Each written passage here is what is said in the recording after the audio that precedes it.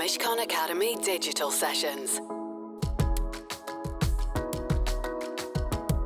Good afternoon. Welcome everybody. I'm here today with Adam Leigh, who's the author of The Curious Rise of Alex Lazarus. Thank you for coming here today, Lovely. Adam. We're here to talk about Adam's book. The book is a study of ambition and the mayhem it can create. It looks at the impact of Alex Lazarus's desire to build a successful business on himself and the people closest to him as it recounts his journey of self-discovery as an entrepreneur, father, husband and son. The novel explores what ambition has meant to different cultures over time and what that means for us today, and prompts us to examine how we can balance our aspirations with just being happy. It also prompts some really fascinating questions about the interplay between ambition, success, luck and family, which we will be exploring with Adam today. But first, Adam, can you tell us about the autobiographical element and what inspired you to write the book? Thank you, Kate. Well, it's lovely to be here. It's based on what you can achieve through a series of random things fueled by your own ambition.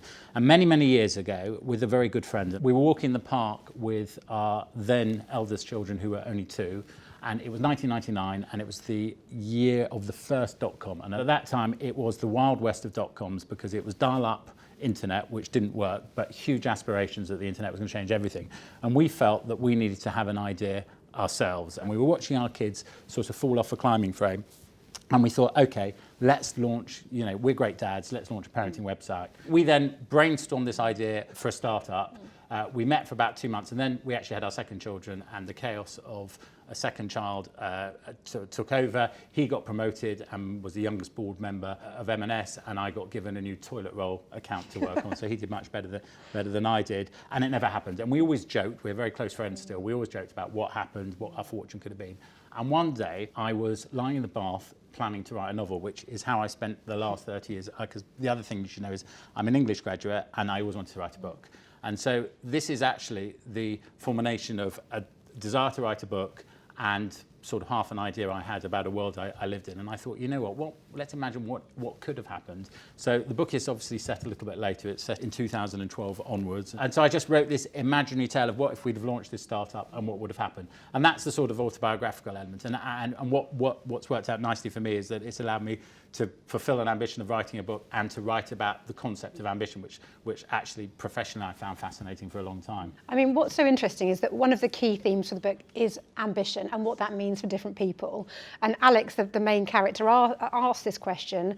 And for him, he says it's the need for massive external recognition. What is ambition and what makes a person ambitious? It's a hard question to answer because ambition means many things to many different people. And I think if you look up a dictionary definition of ambition, it will say it's the desire for more success, power or something else. And I think what's happened is ambition has shifted and actually people want more of something, but actually the newer working generations don't necessarily want power and glory in the way that it's traditionally been seen. But ambition, and I sort of write about it a little bit in the book, has a lot of cultural roots where actually ambition is fundamentally seen as a bad thing. Somewhere in the 19th century, and post the revolution, came this view that anything could be possible, and you get the birth of the American dream, and actually you get the liberation of, an immigrant culture coming in and working hard to, as they say in Hamilton, get things done. And, ambition then suddenly became seen as possibly a more positive thing. Ambition doesn't have to be qualified by what you achieve professionally. Ambition can be many things, and I think one of the things we've seen certainly post-pandemic is that people want softer values as well. But I suppose that's what I think is fascinating, which is asking yourself what you want more of, and then if you have a drive to achieve that, what you possibly sacrifice or what you possibly may lose in trying to get there. And is the pursuit of more a good thing? There's a thing that's true about all of us, which is that we can be quite restless for something. And there's a brilliant thing, I don't know if you've read any of the Yuval Harari books, but in his second book, which I think is called Homo Deus, he talks about banging your head on this mysterious glass ceiling. And he uses the example of in America and in Japan, over the last 50 years, domestic consumption has increased, people's livelihoods have got much better. But if you look at measurements of happiness, people aren't happier. People aren't happier than they were in 1950 coming out of war, how they were in 2000, on the brink of all this wonderful technology. If you want more of something, it doesn't necessarily bring you happiness and calm. On the other hand, it can also stimulate some of the parts of you, so in a very trite, superficial, personal fashion, I always wanted to write a book, and in trying to do that and in being ambitious to get a book produced, it's, I think, allowed me to feel about myself in a way that I haven't over the course of many years, and it's sort of released lots of ambitions to do more writing. It's obviously a mixture depending on how you focus and whether you focus for good. Yeah, I mean, there are sort of clear references in the book to the sacrifices that have to be made, whether that's personal relationships, family, marriages, in order to fulfill ambition. And as you've said, ambition is different things for different people in the book. I mean, it's interesting to look at how the different generations have a different approach to ambition, and perhaps the younger generation in the book, the PR characters who sort of come in to help set up in the outset, their version of ambition is to be able to make decisions for themselves. Yeah. It's not just about personal gain and money and those sorts of things. And this is about tech and startup culture. If you look at the number of startups, 2019 there were 660, and in 2020 there were 760,000 new startup companies. So people are feeling more liberated to set up their business, and within 5 years, 57% of those no longer exist. So people are ambitious for the autonomy of working for themselves, of working in different ways, even though actually the odds, aren't so great. The flip side to that is that there are lots of studies that show the things that come top in people's ambitions are very prosaic, conservative, traditional things like being a teacher, a doctor, a lawyer. No one says I want to be a tech maven. And of course, within that cohort, there can be plenty of people that want to be very successful. But actually, people also, you're balancing with ambition a wider set of questions about how you want to live your life. But why do you think that is? Well, I think some people are innately competitive for success, and others, their ambition, and it's still an ambition, will be about the sum of the parts and the quality of their life. We did a lot of research asking very successful CEOs of big media businesses what lay behind their ambition. And some of the things that drove those people who were very successful were things like they felt slighted as a child, that maybe their parent, and we had this with a couple of women who felt that their father preferred their brother, really, really archaic bits of prejudice that drove them, or they weren't so good at school, and it made them they're very competitive people. They hate to lose at tennis. It's some of those facets that are actually relatively genetic. You can't acquire them. It's innate. I think just the world now allows us to question that much, much more. It's interesting to think about what motivates different people with their ambition and what priorities they have. Yeah. And that one of the key themes, as you've just said in the book, is family, and the website that Alex and Julian set up is a parenting website. Of course, the irony as you read the book is not lost that they obviously are not giving too much away.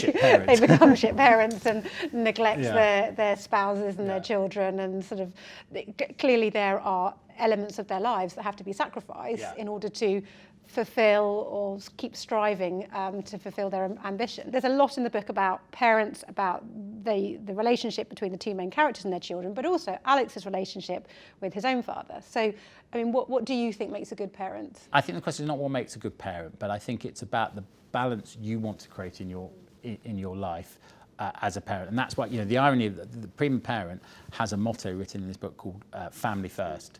And that was meant to be part of the irony that, of course, he's building a business with a proposition of family first, and yet his family is most of the time coming second. And I don't think that ambition, and I don't think if ambition is aligned to success, has to come at the expense of being a good parent. I don't think that's true for a second. I think there are many casualties along the way where the balance between ambition and the balance between your personal values, becomes misaligned. And I think, that's pretty obvious. The challenges and drives, sometimes, if you are relentless, because often the most successful entrepreneurs, what makes them successful is not that their vision is better, but their focus is more laser, and they are more relentless in the pursuit of that vision. And therefore, the extraneous, collecting the shopping on the way home, there isn't room in their brain for that at that stage. And that's about the impact of ambition on family. Yeah. And one of the sort of other themes that really interested me was just about chance and luck and opportunity.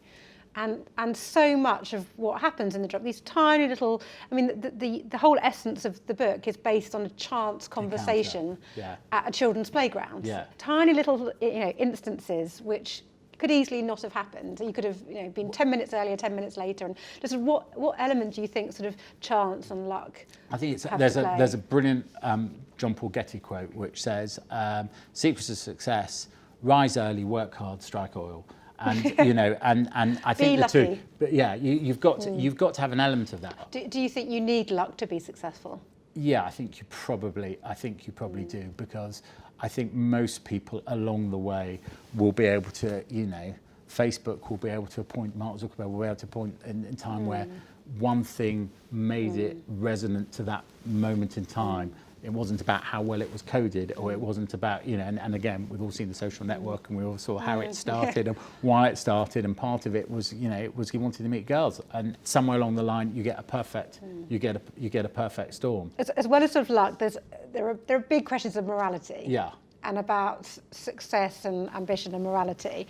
And Julian, who you described earlier as the baddie, I don't think we're giving too much away. He's the sort of co-founder of the website with Alex. But Julian tells us that his father told him, don't burden your ambition with a conscience. Yeah. Does ambition make us lose our morality?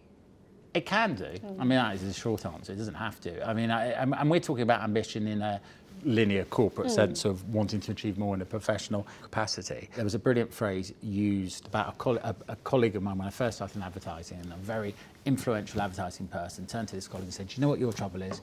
You're riddled with integrity." And and it was very funny at the time, and it's a brilliant, and I've used that phrase forever. But the question is it good to be riddled with integrity? The truth is, people do funny things when there's money involved, and ambition doesn't have to be about money. I feel that there can be a message to to children, young people, about following your dreams. Yeah. And that's great. That's a message. Follow your dreams, kids. And if you want to be a footballer, then you can achieve that. But should we follow our dreams at all costs? Well, I think, it's like the at all costs and the lying and the things like that. You should never do anything that makes you or someone else unhappy. I mean, I think that's just a sort of basic point of human morality. I think that we are liberated to follow our dreams much more easily in certain commercial capacities. So, the barrier of entry to having a business idea and wanting to make it work has disappeared. Anybody can start, and people who are coming out of school, coming out of university, trying to work out what they want to do, you don't have to go through the traditional route anymore. I would define ambition now about wanting more of something, and that more can be, one of the big things is experience. I mean, if you look at experiences, if you look at, any sort of corporate research at the moment, it will say that millennials and Gen Z people want to work in organisations with purpose. They want to do new things. I think it's easier to follow dreams as long as, you've got to have a bit of reality. If you are somebody who is innately very ambitious in the sort of truest sense of the word, there's a character who's one of the investors in the company who can be quite ruthless and moves on to the next investment. Like a serial philanderer. You're just want success. You don't really care about the stuff around it. And then the flip side of that, and it's sort of mentioned also in the book, and I've certainly seen and experienced this, is that you can have an ambition, you can realise your ambition, and then you can realise, so what? And actually, often that can be because life snookers you in a way that you don't expect. It can be illness, it can be an unforeseen set of circumstances, which actually then just is teaching you about the perceived value of money and wealth and all of those trappings. And does anyone really care? There was a question, which is, now that you've written the book, you talked about being a big ambition. What are your future ambitions? I'm certainly going to write more. I certainly feel it's using a part of my brain that somehow may have lain dormant, or I just always wanted to go and develop. And I think it comes back to the same thing about people are asking themselves questions now, about what do you want more of? And I think everybody that's come through the last 18 months has been changed in some way, and their ambitions have changed. It's been really fascinating to talk to you today, Adam. Great. Well, thank you very much. Really enjoyed the book. Good, thank you. Highly recommend it. It's very funny, but it's very fast-paced, exciting, and the characters are so well drawn that you are turning the pages to see what happens next. So I really do recommend it. Thank you very much for learning the script so faithfully. And I think that's what I'm supposed to say at the end. Yeah, brilliant. Thank you very much for letting me come here this afternoon. You're very welcome. Thank you. Bye-bye. The Mishcon Academy Digital Sessions. To access advice for businesses that is regularly updated, please visit mishcon.com.